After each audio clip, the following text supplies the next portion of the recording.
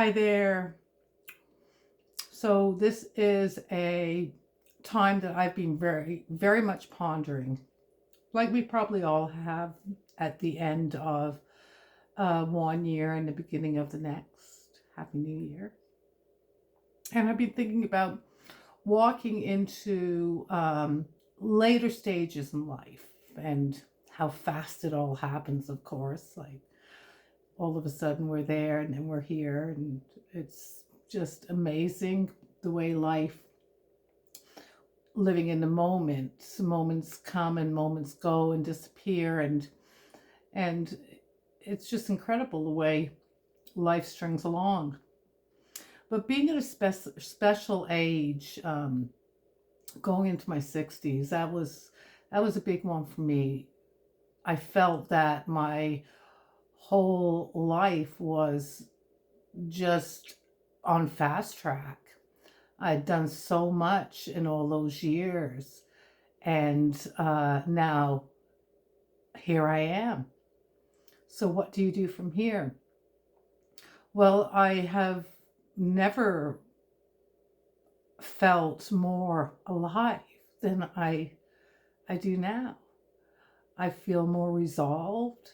I feel more at peace, more complete within myself. And I started pondering, okay, what do we have to offer in our later years, in our 60s and our 70s? What do we have to offer this world? It's changed so much. When I was a kid, there was absolutely no internet. You knew where we were from wherever our bikes were laid in the park, and the street lights came on and we ran in the house, and we occupied our times when the hydro went off with board games and candlelight. So it was a very, very different time, but it doesn't seem that long ago. It seems, if you can measure time and space, it seems like yesterday. And I'm sure a lot of us feel that way.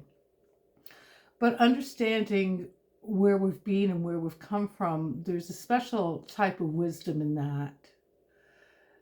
And I've been reading about different paths along the way. I'm definitely have taken my own path in my life.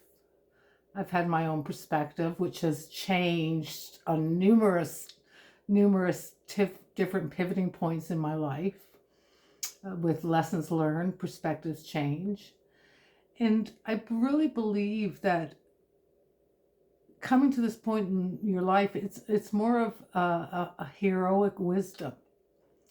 It's like Joseph Campbell described a mystical structure. I think the book came out in the 90s about the hero's journey. And the hero's journey is a journey of transformation and the different stages, through the different stages of life, and how you move through them. And it's almost like rites of passage. It's really a very, very interesting way to look at life. In old days, we used to have rites of passage, ancient days, you know. When you were a young man turning into a man, a young lady, a child turning into a young lady, there were noted rites of passages. But in this society, we don't have that anymore. So coming into our 60s and 70s, I really think we deserve a rite of passage. And we do have a wisdom that can't, it can be second to none, right? Because we've lived a life and we've gone through the many things that we've had to go through. I've made a couple of notes here about different paths. Like, we may have had our own path. We could have been a warrior in life, the path of righteousness against the darkness, the path of balance, the path of, your own self over the dark aspects of yourself. That's the warrior path. The Tao Jing is one of spontaneity, of non-interference in life and letting things just move along, and eventually everything will straighten out. There's that approach. There's the approach of, like I said, the alchemists, which is all about transformation and enlightenment, and the mystical senses in life. There's that path. So there's many paths we could have traveled, but we've still gone through these stages. We've still walked through, seen them, looked at the approach, regrouped, stepped out of them, seen the silver lining, made our way back home to ourselves in every single incident. And we have definitely overcome so many different addictions, traumas, family, traumas, family patterns. We've overcome that, and we know the power of resistance, fear, guilt, shame. We know the power these have over us. And we also have seen the sadness, anxiety, and guilt that comes along with it all. It's amazing to have walked through all these, and everybody has their own unique different step. So being in your 60s, coming into that in your 70s, what you have to offer is wisdom that can only be gained through this journey, through the stages of life.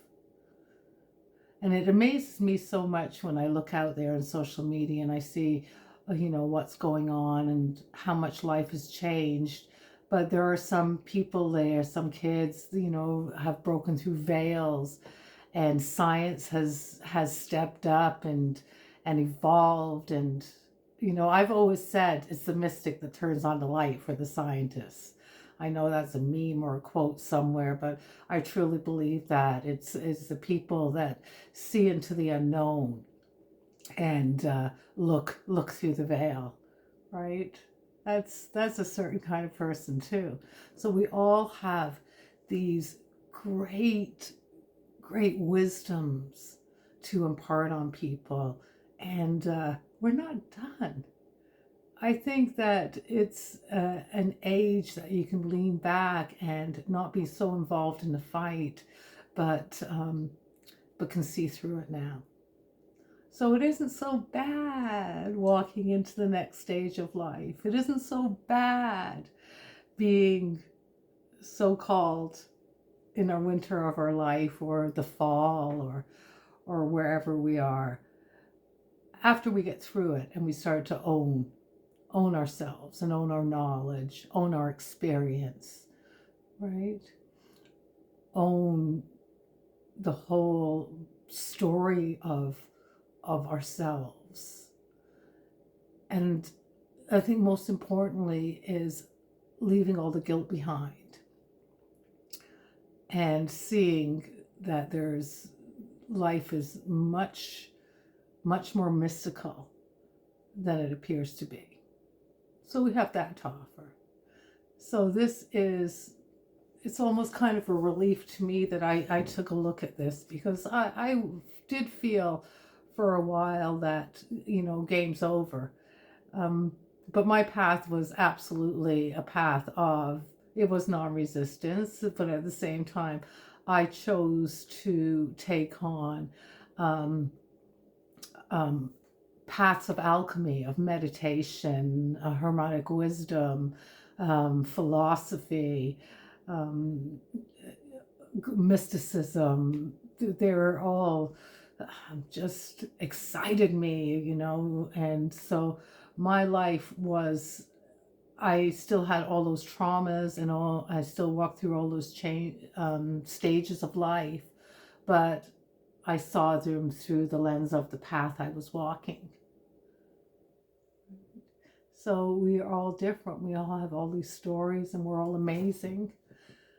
So congratulations to the wise ones out there. You definitely have a wisdom that has been earned. Namaste. I'll see you on the path.